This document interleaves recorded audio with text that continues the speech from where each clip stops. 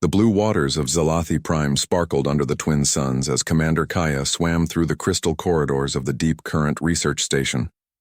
Her bioluminescent patches flickered with worry as she reviewed the latest reports from their outer colonies. The Korth Empire had struck again, this time destroying the peaceful mining world of Coral Ridge. 3 million Zalathi civilians were gone in a matter of hours. Kaya's tentacles trembled as she entered the communication chamber.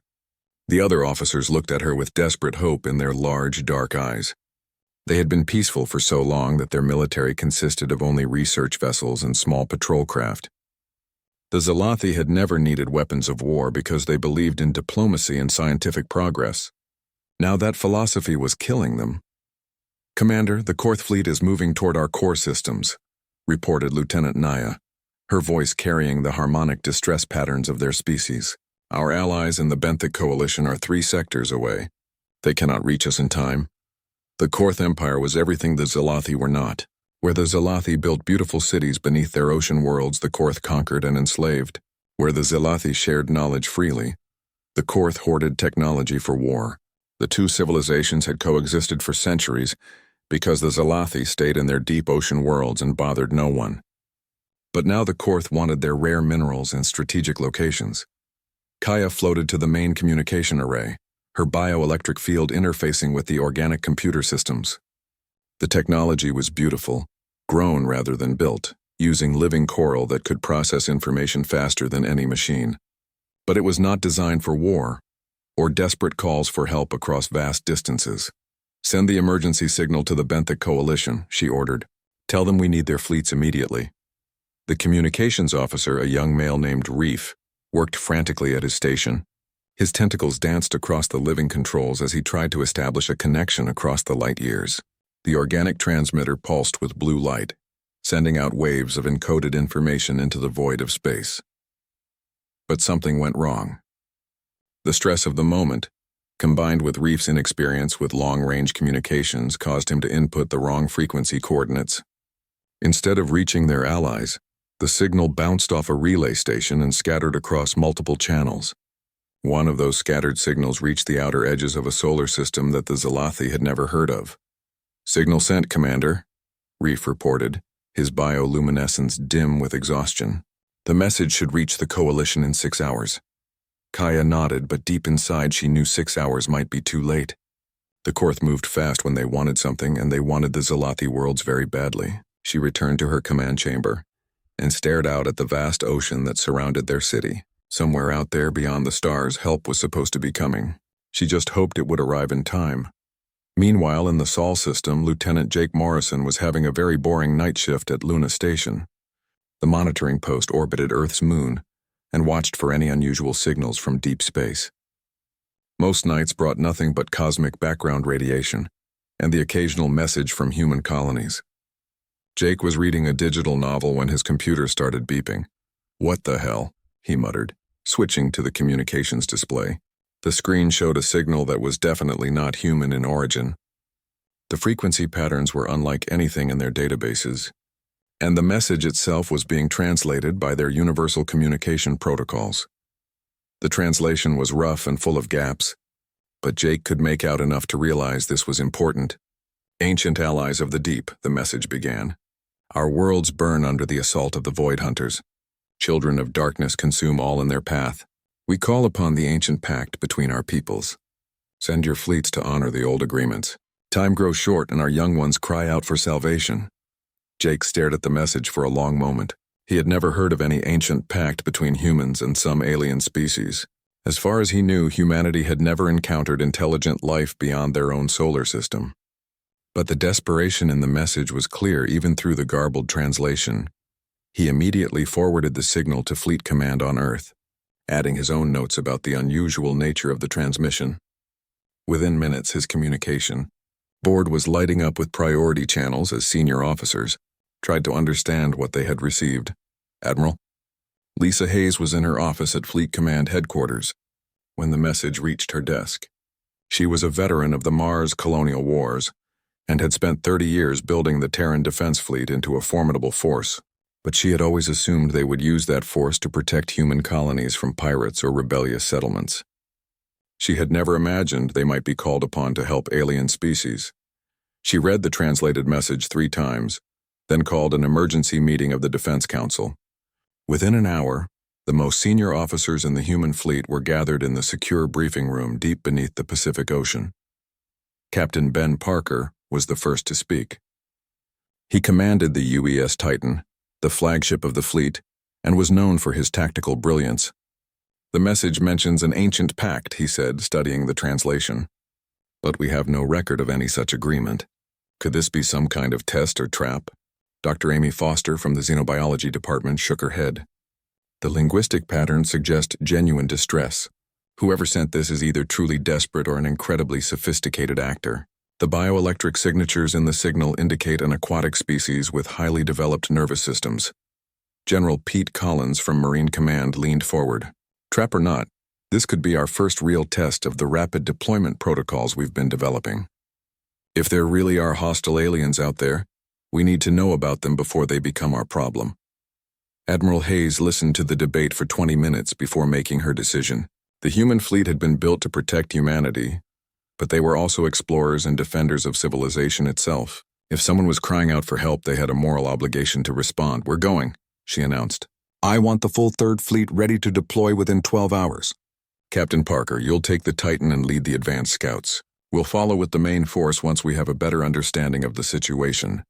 As the officers filed out to prepare their ships, Admiral Hayes remained at the table, staring at the alien message. She had no idea that this decision would change the course of human history, or that somewhere in the depths of an alien ocean, Commander Kaya was about to receive help from species she had never heard of. The space around Zalathi Prime began to shimmer as massive ships emerged from hyperspace jumps. Commander Kaya watched from the observation deck of Deep Current, as vessel after vessel materialized in their star system. These were not the sleek, organic curves of benthic coalition ships that she had expected. These were angular metallic monsters covered in weapon systems that made her bioluminescent patches flicker with alarm. The lead ship was enormous, easily 3 times the size of the largest Zalathi vessel. Its hull was dark gray with strange markings that her translators could not identify. Rows of turrets bristled along its sides and launch bays dotted its surface like the eyes of some predatory creature. This was clearly a warship built by a species that understood violence in ways the peaceful Zalathi never had. Commander, we are receiving transmission attempts from the unknown vessels, Lieutenant Reef reported, his tentacles trembling as he worked the communication systems. The signals are using primitive electromagnetic radiation instead of bioelectric harmonics. Our translators are struggling to process their language patterns. Kaya swam closer to the communication array, her mind racing with confusion and growing fear. These ships were not from the benthic coalition. They were from some species she had never encountered, and their aggressive appearance suggested they might be another threat rather than the help she had desperately called for. Aboard the UES Titan, Captain Ben Parker stood on the bridge looking out at the alien structures floating in the ocean world below. The planet was beautiful in a way that no human world could match. Vast cities of living coral stretched across the seafloors, glowing with soft bioluminescent light. The architecture was organic and flowing, as if grown rather than built. This is definitely not what I expected when we got that distress call, said Commander Kate Rogers, the ship's intelligence officer. She was studying the scanner readings with intense concentration. The technology down there is completely biological. I'm not seeing any metal constructions or electromagnetic signatures. It's like they've built an entire civilization using living organisms. Captain Parker nodded as he watched smaller alien vessels approaching his fleet. The ships moved through space like they were swimming, with undulating motions that reminded him of sea creatures. Any sign of the hostile force mentioned in their distress signal? Negative, sir, replied Lieutenant Commander Steve Walsh from the tactical station. But I am picking up debris fields in 3 nearby systems. Whatever happened there was recent and violent. Energy weapon signatures suggest a much more aggressive technology than what we're seeing from the locals. The communication attempts between the 2 fleets were becoming increasingly frustrated. The Zalathi used complex bioelectric harmonics combined with bioluminescent displays to communicate. Human technology relied on radio waves and digital encoding. Neither side could fully understand what the other was trying to say. Dr. Amy Foster worked frantically in the Titan's xenobiology lab, trying to decode the alien communication patterns. Their language appears to use emotional undertones combined with frequency modulations, she explained to Captain Parker over the comm system. It's incredibly sophisticated but completely different from any human language structure. I think they're trying to tell us something important. But the universal translators keep producing nonsense. Meanwhile, on the Zalathi command ship, Commander Kaya was dealing with her own communication problems. The electromagnetic signals from the human fleet were harsh and simple, compared to the rich harmonic patterns of Zalathi speech. Her translators kept producing fragments like unknown vessels identify purpose and preparing defensive measures, which sounded distinctly threatening. "Commander, should we alert our patrol fleet?" asked Lieutenant Naya, her bioluminescence pulsing with anxiety. "These strangers have enough firepower to destroy our entire civilization." Kaya hesitated, her mind struggling with the implications. If these were enemies, her small patrol craft would be useless against such massive warships. If they were somehow the help she had called for, then hostile actions might drive them away. She had to make a choice based on incomplete information and hope she was right. "Hold defensive positions but do not power weapons," she decided. "Continue trying to establish communication. If they meant us harm, they could have attacked already." Her decision proved wise as the human fleet began deploying in what was clearly a protective formation around the Zalathi worlds. Captain Parker had concluded that these alien beings were the ones who had sent the distress signal, and his tactical training told him to secure the area. Before trying to identify threats, the breakthrough in communication came when Dr. Foster realized that the Zalathi were using living translation, organisms rather than mechanical computers. She suggested that the humans transmit using multiple frequency bands simultaneously, mimicking the complex harmonic patterns she had observed in their signals. The first successful exchange was simple but crucial. The Zalathi managed to convey the concept of help needed, while the humans responded with assistance provided. Both sides began to understand that despite the massive differences in their technology and biology, they were trying to achieve the same goal. Captain Parker ordered his scouts to begin patrolling the outer system, while his engineers worked with Dr. Foster to improve the communication link. Lieutenant Commander Kate Rogers analyzed the debris fields in neighboring systems and began to piece together evidence of the threat that had prompted the original distress call.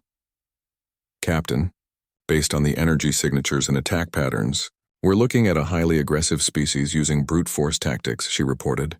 "They appear to specialize in overwhelming their targets with superior firepower, rather than using sophisticated strategies.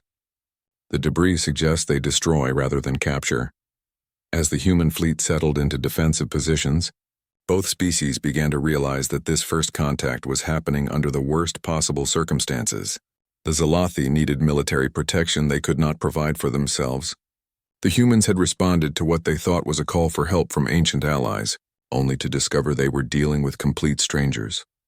But despite the confusion and communication barriers, both sides recognized something important in each other. The Zalathi saw the human willingness to travel across the galaxy to help beings they had never met. The humans saw a peaceful civilization that created beauty instead of weapons, even when faced with extinction. Neither side fully understood what they had gotten themselves into, but both were committed to seeing it through. The stage was set for humanity to discover what it meant to fight for people who were nothing like themselves, while the Zalathi were about to learn what it meant to have allies who specialized in the very violence they had always avoided.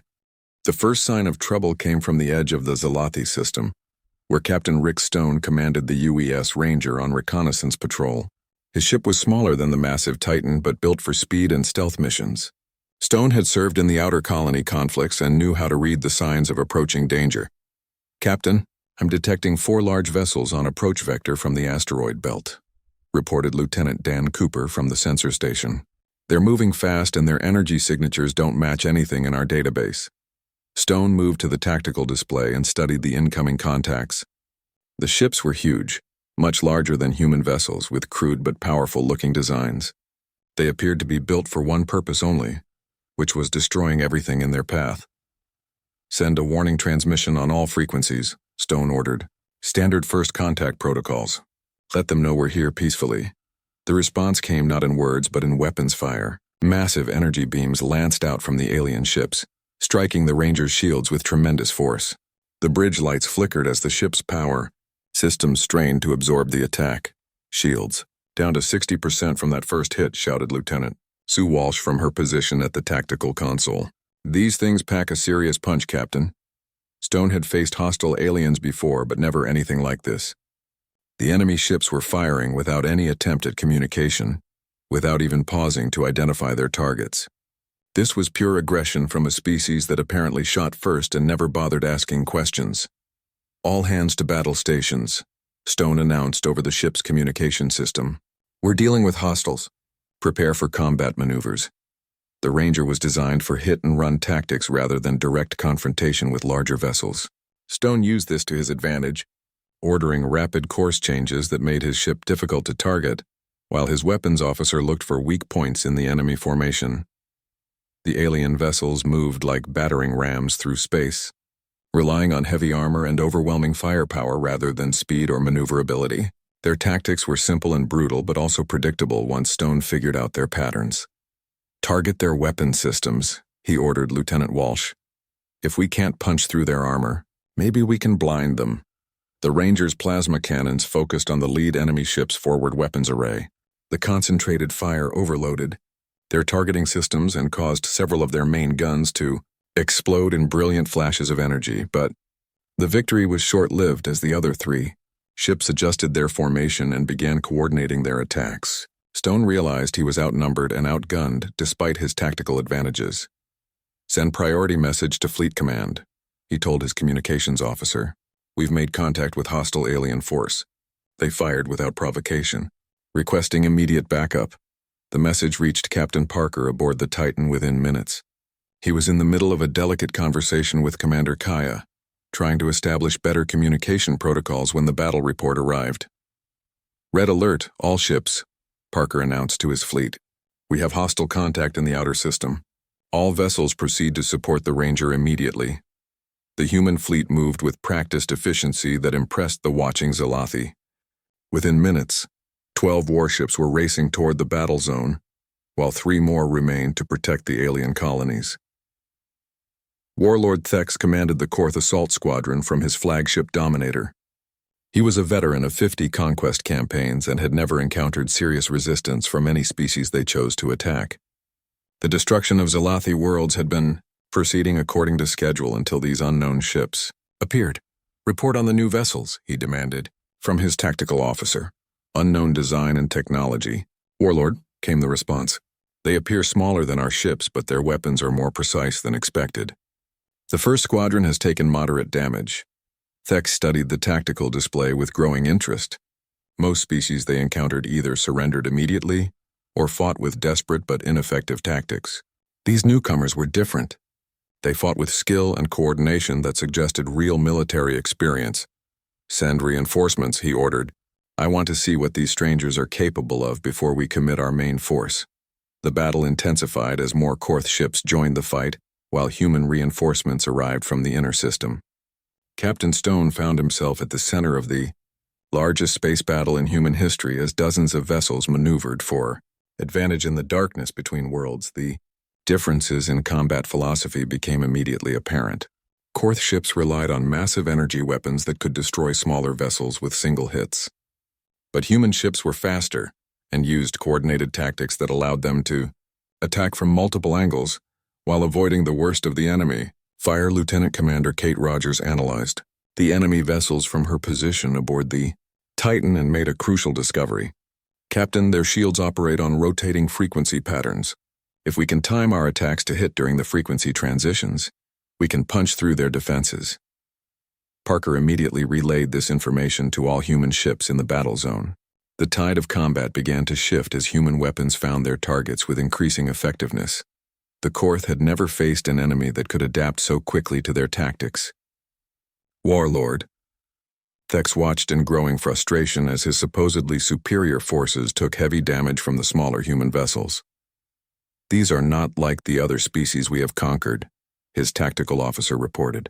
They learn from each engagement and modify their strategies accordingly. Thex was forced to admit that he had underestimated these unknown aliens. The human ships fought with a combination of aggression and intelligence that reminded him uncomfortably of Korth tactics, but with better coordination and more flexible thinking. The first major engagement ended with the Korth squadron retreating after losing 2 ships and suffering damage to several others. The human fleet had taken some hits, but no vessels were destroyed, and their crews were already analyzing the battle data to improve their performance in future encounters.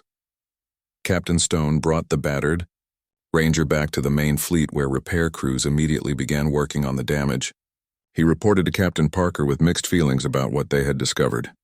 "They're aggressive and powerful, but not particularly smart," he explained. "They rely on brute force tactics and seem to expect their enemies to fold quickly. When that didn't work, they adapted slowly and predictably." Parker nodded as he processed this information. The human fleet had just fought its first engagement against truly hostile aliens, and they had won. But he suspected this was only the beginning of a much larger conflict that none of them fully understood yet. The alarm klaxons echoed through every human ship in the fleet as long-range sensors detected the approaching Korth armada. Admiral Lisa Hayes stood in the command center of the UES Sovereign, watching the tactical display as red dots appeared at the edge of sensor range. There were more enemy ships than she had expected, far more than intelligence reports had suggested. 63 confirmed hostile vessels approaching on attack vector, reported Commander Jake Thompson from the sensor station. "They're coming in fast and heavy, Admiral. This is their main battle fleet." Hayes studied the formation patterns on the display screen. The Korth were not trying to be subtle or clever with their approach. They were simply bringing overwhelming force to crush any resistance and finish what they had started with the Zalathi colonies. "All ships to defensive positions around the primary colony world," she ordered. "We'll use the moon system and asteroid belt to break up their attack formation. Captain Parker, deploy your squadron to the outer perimeter. I want early warning on their exact capabilities." Captain Ben Parker acknowledged. The orders from his position aboard the Titan. He had spent the last 2 days studying battle reports from the first engagement and developing new tactics specifically designed to counter Korth fighting methods. The enemy relied on massive firepower and heavy armor, but they were predictable in their movements. "Lieutenant Commander Walsh, prepare the fleet for coordinated strike patterns," Parker commanded. "We're going to hit them fast and hard before they can bring their main guns to bear effectively." The Zalathi watched the human preparations with a mixture of hope and terror. Commander Kaya floated in the command chamber of Deep Current, observing the alien warships as they arranged themselves between her people and certain destruction. These strange beings had traveled across the galaxy to help them, and now they were preparing to fight a battle that could destroy them all. "The human ships are taking positions that will expose them to concentrated enemy fire," reported Lieutenant Naya, her bioluminescent patches flickering with worry. "Why would they sacrifice themselves for us when we are not even their own species?" Kaya had been wondering the same thing since the humans arrived. The concept of risking everything for complete strangers was foreign to Zalathi thinking, yet these aliens seemed to consider it natural behavior. She was beginning to understand that humanity operated by principles that her people had never encountered. Before Warlord Thex commanded the Korth assault from his massive flagship as the Empire's full military might descended upon the Zalathi system. He had brought every available ship because the initial reports had confused him. His advanced scouts claimed that the unknown aliens fought with unexpected skill and coordination. "All vessels assume attack formation," he broadcast to his fleet commanders. "We will overwhelm them with concentrated firepower and end this quickly. These strangers may be more competent than the Zalathi, but they cannot stand against the full might of the Korth Empire." The battle began when the leading edge of the Korth fleet encountered Captain Parker's advanced squadron near the system's 4th planet. The human ships immediately scattered into small groups, using hit-and-run tactics to avoid the devastating main battery weapons that had destroyed so many other civilizations. Commander Jake Thompson led his destroyer squadron in a flanking attack that caught 12 Korth vessels off guard. His ships moved like a pack of wolves, coordinating their attacks to overwhelm individual targets before disappearing back into the asteroid field. "Target their command and control systems," Thompson ordered his weapons officers. "If we can disrupt their communications, they won't be able to coordinate effectively." The human strategy was working exactly as planned. The Korth fleet found itself fighting dozens of separate small engagements instead of one large battle, where their superior numbers would have been decisive. Every time they tried to concentrate their forces, human ships would appear from unexpected directions to attack their flanks and rear. But the price of this strategy was high. The UES Defender, commanded by Captain Joe Martinez, found itself surrounded by 6 Korth heavy cruisers when a tactical maneuver went wrong. Martinez realized immediately that his ship could not escape, but he also saw a group of Zalathi refugee vessels trying to flee to safety nearby.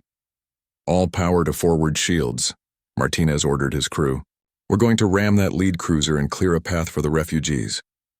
The Defender accelerated directly toward the largest Korth ship, absorbing devastating weapon fire that overloaded its systems and started fires throughout the vessel. Martinez held course even as his bridge filled with smoke and his crew reported critical failures in all major systems. The collision when it came was spectacular. The human destroyer struck the Korth cruiser amidships with enough force to crack its hull and cause massive internal explosions. Both ships were destroyed in the impact, but the refugee convoy escaped to safety. Admiral Hayes watched the sacrifice of Martinez and his crew with grim determination. She had known him for 15 years and considered him one of her best captains. His death reminded her that this battle was about more than military tactics or strategic objectives. It was about the kind of species humanity wanted to be. "All ships concentrate fire on the Korth command vessel," she ordered. "We're going to make them pay for every human life they take." The tide of battle shifted as human forces coordinated their attacks on Warlord Thex's flagship. Lieutenant Commander Kate Rogers had discovered that the Korth used unencrypted communication channels to coordinate their fleet movements. Working with Zalathi biotechnology experts, she developed a virus that could infiltrate their network and create chaos in their formations. "Uploading the virus now," Rogers reported as her fingers danced across the control interface. "If this works, their command structure should collapse within minutes." The effect was immediate and devastating. Korth ships began receiving contradictory orders, firing on each other, and breaking formation as their communication system turned against them. Warlord Thex found himself unable to control his own fleet as the virus spread through their network like a plague. "Retreat," he finally ordered, though the command barely reached half of his ships through the compromised communication system. "Fall back to safe distance and regroup." The Korth withdrawal was messy and costly. They left behind destroyed vessels and scattered debris as they fled the system, their supposedly invincible fleet broken by an enemy they had completely underestimated. The human fleet had won, but at a terrible price. 3 ships were destroyed and 5 others were so badly damaged they would need months of repairs. Admiral Hayes stood in her command center, looking out at the debris field that marked humanity's first major space battle against hostile aliens. "Commander, Kaya finally managed to establish clear communication with the human fleet as the immediate threat passed." Her message was simple but carried deep emotion that somehow translated clearly despite the language barriers. "Why did you fight for us when we are strangers to you?" she asked. "Your people died protecting ours when you owe us nothing." Admiral Hayes responded with words that would be remembered by both species for generations to come. "Because that's what civilized beings do for each other. We help when help is needed, regardless of who is asking or what it costs us." 3 months had passed since the great battle that saved the Zalathi worlds from the Korth Empire. The human fleet remained in the system, but now their ships worked alongside Zalathi vessels in ways that neither species had thought possible when they first met. What began as a desperate military alliance had grown into something much deeper and more meaningful. Admiral Lisa Hayes floated in the crystal-clear waters of the Zalathi capital ship Deepwater Harmony, wearing a specially designed breathing apparatus that allowed her to survive in the aquatic environment. The experience was surreal but beautiful as she moved through corridors made of living coral that glowed with soft bioluminescent light. She had come here for the formal ceremony that would establish the permanent alliance between their peoples.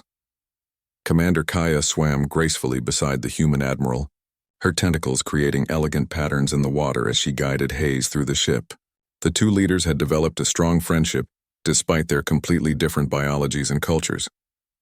Kaya had learned to appreciate human directness and determination, while Hayes had come to admire Zalathi wisdom and their ability to create beauty even in the darkest times. "Your people continue to amaze us," Kaya said through the translation device that Dr. Amy Foster had developed. Even now, when the immediate danger has passed, you stay to help us rebuild instead of returning to your own worlds. Hayes smiled behind her breathing mask as she watched human and Zalathi engineers working together on a joint project. The two species had discovered that their technologies complemented each other in unexpected ways. Human military engineering combined with Zalathi biotechnology was creating defensive systems that were more effective than anything either species could build alone. That's what allies do, Hayes replied. We don't abandon friends when the fighting stops. We help them build something better for the future. Reconstruction efforts had revealed just how much both species could learn from each other. Dr. Foster led a joint research team that was revolutionizing medical treatment by combining human surgical techniques with Zalathi biological healing methods. Wounded personnel from the battle were recovering faster than anyone had thought possible. Captain Ben Parker commanded the new joint patrol fleet from his flagship, now renamed the UES Alliance in honor of their partnership with the Zalathi. His crews had learned to work with Zalathi, navigators whose bioelectric senses could detect threats and navigation hazards that human technology missed. Completely. Contact. Bearing 047, reported Lieutenant Dan Cooper from the sensor station. It's the regular supply convoy from Earth, right on schedule. Parker nodded with satisfaction as he watched the human transport ships arrive with fresh supplies and reinforcements. The Terran Council had officially recognized the Zalathi Confederation as a full ally and approved the establishment of a permanent fleet base in their territory. The UES Guardian, a massive new command ship, led the convoy with additional personnel and resources for the expanding alliance. The arrival of reinforcements was perfectly timed because long-range scouts had been reporting disturbing intelligence about Korth Empire activities. The defeat at Zalathi Prime had not ended their expansion efforts but had caused them to change their tactics and seek new allies for their conquests. Lieutenant Commander Kate Rogers briefed Admiral Hayes on the latest intelligence reports in the secure conference room aboard the Guardian. The Korth are reaching out to other aggressive species in distant sectors, she explained while displaying star charts on the holographic projector. They're trying to build a coalition of conquest-minded civilizations to overwhelm us with numbers. Hayes studied the tactical projections with growing concern. The Korth Empire was larger than she had initially realized, and their defeat at Zalathi Prime had only been a small setback to their overall expansion plans. If they succeeded in allying with other hostile species, the threat would become much more serious. However, we're also receiving some encouraging reports, Rogers continued. Several peaceful species have contacted us expressing interest in joining our alliance. Apparently, our defense of the Zalathi has inspired other civilizations to consider standing up to Korth aggression instead of simply surrendering. The truth was that humanity's unexpected intervention had sent shockwaves throughout the galaxy. For the first time in centuries, someone had successfully resisted Korth expansion and forced them to retreat. Species that had lived in fear of conquest were beginning to hope that resistance was possible. Captain Rick Stone brought his newly upgraded ship, the UES Ranger, back from a diplomatic mission to the Coral Federation. His vessel now incorporated Zalathi biotechnology that made it faster and more efficient than any purely human design. The fusion of technologies was producing remarkable results. Across the fleet, the Coral Federation has agreed to join our alliance, Stone reported to Admiral Hayes. They have excellent defensive capabilities and strategic locations that will help us protect the entire sector from future Korth attacks. The formal alliance ceremony took place in the Great Assembly Chamber of Deepwater Harmony, with representatives from 4 different species in attendance. The chamber itself was a marvel of Zalathi biotechnology, with walls of living coral that responded to emotional states by changing color and pattern. Commander Kaya spoke first, her words carrying the harmonic beauty of her species' natural communication. 6 months ago, we faced extinction at the hands of an enemy we could not defeat. We called out desperately for help, not knowing if anyone would hear or care about our plight. She paused to look directly at Admiral Hayes before continuing. The help that came was not from our intended allies, but from complete strangers who traveled across the galaxy because they heard someone in need. Today we formalize what began with that act of unexpected kindness. Admiral Hayes stood to address the assembly, her words being translated into multiple languages and communication methods for the diverse audience. This alliance was born from a misunderstanding that became something greater than any of us imagined. We came here by accident, but we stay by choice. The galaxy is vast and filled with both threats and wonders, she continued, but it's also filled with species who share our values of cooperation, exploration, and mutual defense. Together we can build something that no single civilization could achieve alone.